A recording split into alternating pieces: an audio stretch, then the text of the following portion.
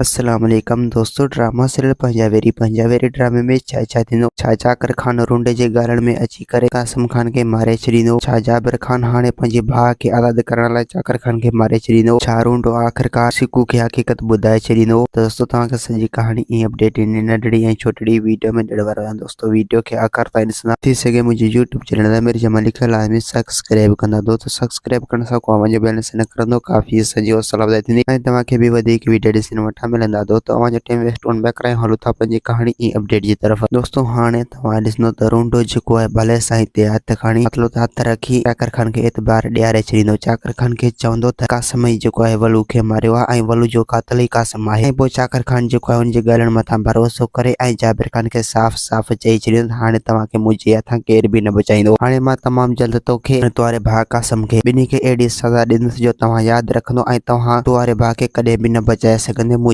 हथां। इहो तोसां मुंहिंजो वाइदो। हाणे मां तमामु जल्द उन्ही खे सज़ा ॾींदुसि ऐं सिकू वारे भाउ वलू जो प्लान कंदुसि। ऐं ॿिए पासे दोस्तों हाणे तव्हां ॾिसंदो जाबिर खान जेको आहे उहो हाणे पंहिंजी संगत गॾु करे ऐं उन्हनि सां सलाह कंदो त मां आख़िरकार पंहिंजे भाउ कासम खे आज़ाद करण लाइ छा छा कयां। जेसीं ताईं मां चाकर खान खे मारिया नथो ऐं जेसीं ताईं उनखे को नुक़सान नथो पहुचायां तेसीं ताईं मूं वारो भाउ कासम कॾहिं बि हुनजे चंबे मां आज़ाद न थींदो। अगरि जेकॾहिं मूं थोरी बि देरि कई त चाकर खान मूं वारे भाउ कासम खान खे मारे छॾींदो। ऐं ॿिए पासे दोस्तों हाणे तव्हां ॾिसंदो त रुंडो जेको आहे जीअं ई हू चाकर खान खे हक़ीक़त ॿुधाईंदो त उते ई सिकू मौजूदु हूंदो ऐं पोइ सिकू बि जेको आहे रुंडे जी ॻाल्हियुनि मथां भरोसे करे ऐं जाबिर खान सां जहिड़ो कंदो। जाबिर खान खे चवंदो त हाणे मां पंहिंजो प्लान ज़रूरु कंदुसि। अगरि जेकॾहिं तव्हां खारेस मुंहिंजो प्लान न वरितो त पोइ मां पंहिंजो प्लान पाण ई वठी सघां थो। तव्हां ॿिन्ही भेनरुनि मां हिक न हिक खे कंहिंखे लेटाईंदुसि। इहो तव्हां सां मुंहिंजो वाइदो आहे ऐं ॿिन्ही भेनरुनि खे बख़्श कोन कंदुसि। जाबिर खान चवंदो सिकू तोखे मोकल जेको करणो अथई वञी कर, बहरहाल तोखे असांजी ॻाल्हियुनि मथां भरोसो करणो पवंदो, तोखे असांजे मथां एतबार करणो पवंदो। दोस्तों उमेद आहे कहाणी आहे ईंदी तव्हांखे पसंदि असांखे ॾींदा। हाणे